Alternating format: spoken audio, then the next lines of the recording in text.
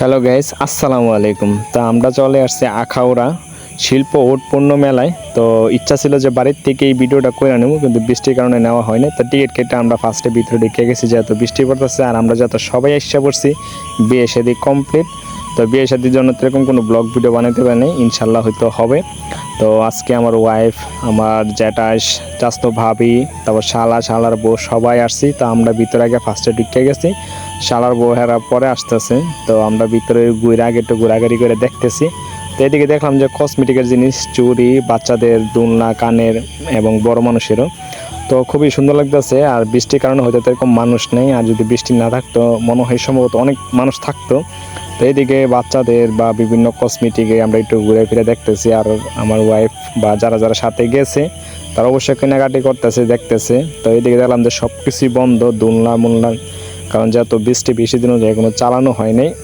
আর মানুষের তো এরকম ভিড় নাই, কারণ অনেক বৃষ্টি ছিল। আর বৃষ্টির মাঝে আমরা গেছি, যেহেতু কালকে ঢাকা চলে যাবো, তো বা আজকে যেহেতু ঘুরতে আসি ঘুরেই যাই।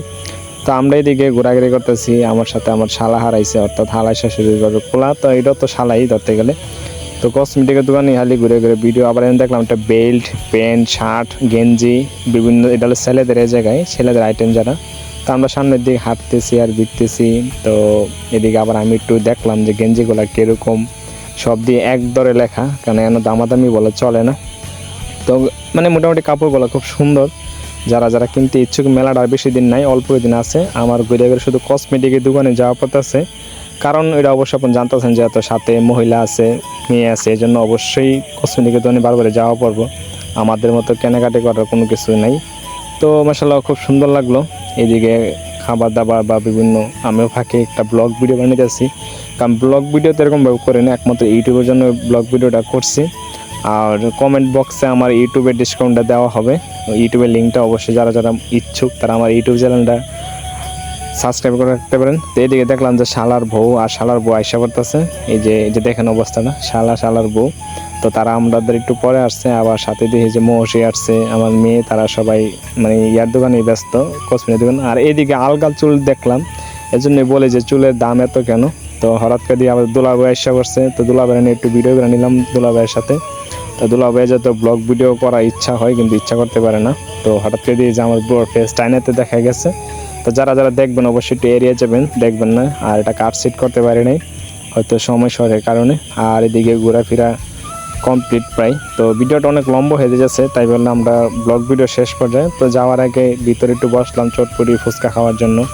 আর আমাদের সবাই পুরা 2-3 বেঞ্চ একসাথে নিয়ে এসেছে। তো শালার বউ, শালা এবং কি আমার আরেক ছোটো শালা, সবাই আমরা একসাথে বসছি এক টেবিলে। আর আমার ওয়াইফ সবাই বসছে আরেক টেবিলে। তো খাওয়া দাওয়া কমপ্লিট হয়ে যাচ্ছে, খাওয়া দাওয়া শেষ, কারণ যত সব এত বড় ব্লগ ভিডিওতে করা যায় না। তো খাওয়া দাওয়া শেষ পর্যায়ে।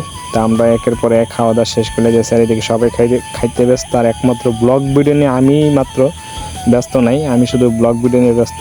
যেহেতু জামুকে কালকে ঢাকা, আজকে বাউন্ডারিতে একটা ভিডিও করে নিই। তো এদিকে শালা বাবুর আর খাওয়া দাওয়া কমপ্লিট হয়ে যাচ্ছে। আমিও চটপুরি নিয়েছি, যাতে আমার চটপুরি খুব পছন্দ। আর ওর ফেসটা বারবার নিয়ে যাচ্ছে, ও ফেসটা বারবারই ঘুরাইলা, কারণ ওর ফেস সামনে আনাতে চায় না। তো এখন আমার কাছে সবচেয়ে চটপুরি ভালো লাগে। তো সবাই ভালো থাকেন, সুস্থ থাকেন, আল্লাহ হাফেজ।